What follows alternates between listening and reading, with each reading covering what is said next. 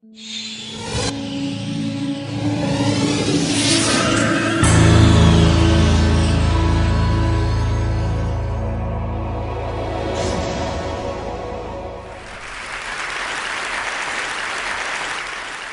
believe driving is an activity solely reserved for those who can see.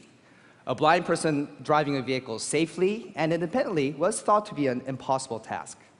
Until now. Hello, my name is Dennis Hong, and we're bringing freedom and independence to the blind by building a vehicle for the visually impaired. So before I talk about this car for the blind, let me briefly tell you about another project I worked on called the DARPA Urban Challenge. Now, this was about building a robotic car that can drive itself. You press start, nobody touches anything, and it can reach its destination fully autonomously. So in 2007, our team won $500,000 by placing third place in this competition. So about that time, the National Federation of the Blind, or NFB, challenged the research community about who can develop a car that's a blind person drive safely and independently. We decided to give it a try because we thought, hey, how hard could it be? We just have already an autonomous vehicle, we just put a blind person in it, and we're done, right? We couldn't have been more wrong.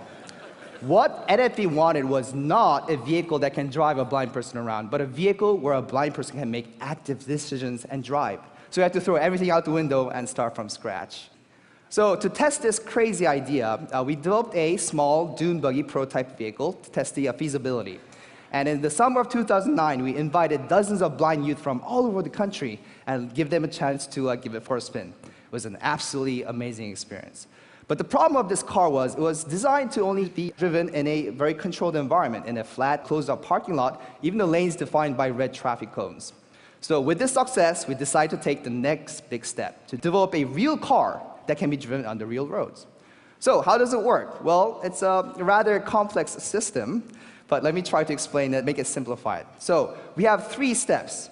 We have perception, computation, and non-visual interfaces. Now, obviously, the driver cannot see, so the system needs to perceive the environment and gather information for the driver. For that, we use an inertial measurement unit, so it measures acceleration, angular acceleration, like a human ear, inner ear. We fuse that information with a GPS unit to get an estimate of the location of the car. We also use 2 cameras to detect the lanes of the road, and we also use 3 laser rangefinders. The laser scan the environment to detect obstacles, car approaching from the front, the back, and also any obstacles that run into the roads, any obstacles around the vehicle. So all this vast amount of information is then fed into the computer, and the computer can do 2 things. One is, first of all, process this information to have an understanding of the environment. These are the lanes of the road, there's an obstacles, and convey this information to the driver. The system is also smart enough to figure out the safest way to operate the car. So we can also generate instructions of how to operate the controls of the vehicle. But the problem is this: how do we convey this information and instructions to a person who cannot see fast enough and accurate enough so he can drive? So for this, we developed many different types of non-visual user interface technologies.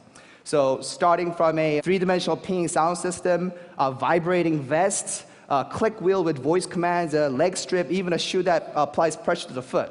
But today we're going to talk about 3 of these non-visual user interfaces. Now, the first interface is called a drive grip. So these are a pair of gloves that has vibrating elements on the knuckle part, so it can convey instructions about how to steer, the direction and the intensity. Another device is called speed strip. So this is a chair, as a matter of fact, it's actually a massage chair.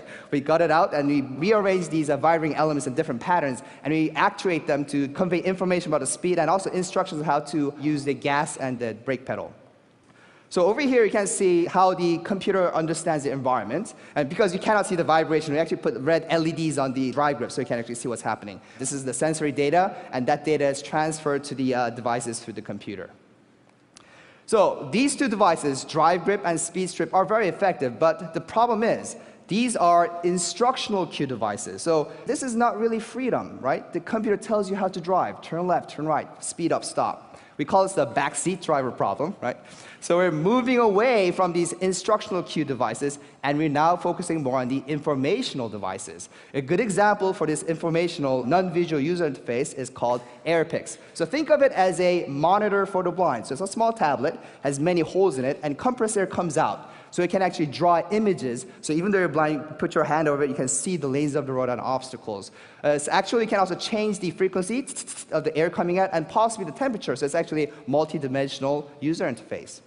So here you can see the left camera and the right camera from the vehicle and how the computer interprets that and sends that information to the Aeropics. For this, we're showing a simulator, a blind person driving using the Aeropics. This simulator was also very useful for training the blind drivers and also quickly testing different type of ideas for different type of non-visual user interfaces. So basically, that's how it works. So just a month ago, on January 29th, we unveiled this vehicle for the very first time to the public at the world-famous Daytona International Speedway during the Rolex 24 racing event. We also had some surprises. Let's take a look.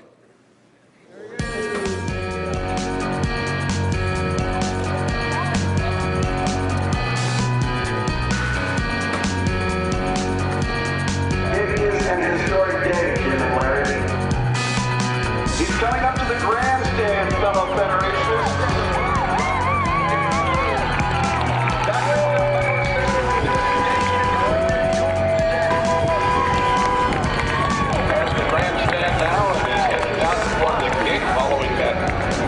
That's out in front of him. Well, there comes the first box, and now let's see if Mark avoids it. He does. He passes it on the right. Third box is out. The fourth box is out. And he's perfectly making his way between the two. He's closing in on the man to make the moving pass. Well, this is what it's all about, this kind of dynamic display of capacity and ingenuity. He's approaching the end of the run, makes his way in between the barrels that are set up there.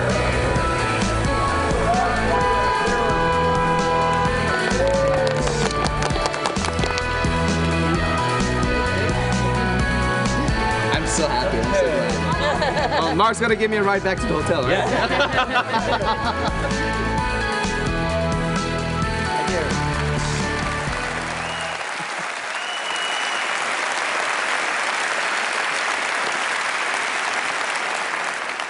So, since we started this project, we've been getting hundreds of letters, emails, phone calls from people from all around the world. Letters thanking us, but sometimes we also get funny letters like this one. Now I understand where there's Braille on a drive of ATM machine, right? But sometimes I also do get, I wouldn't call it hate mail, but letters of really strong concerns. Dr. Hong, are you insane? Trying to put blind people on the road? You must be out of your mind.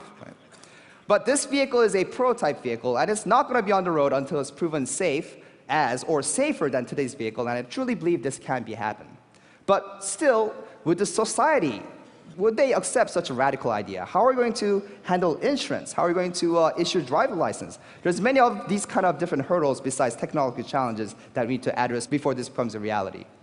Of course, the main goal of this project is to develop a car for the blind, but potentially more important than this is the tremendous value of the spin-off technology that can come from this project. The sensors that we use can see through the dark, the fog, and rain, and together with these new type of interfaces, we can use these technologies and apply to safer cars for sighted people. Or for the blind, everyday home appliances in the educational setting, in the office setting.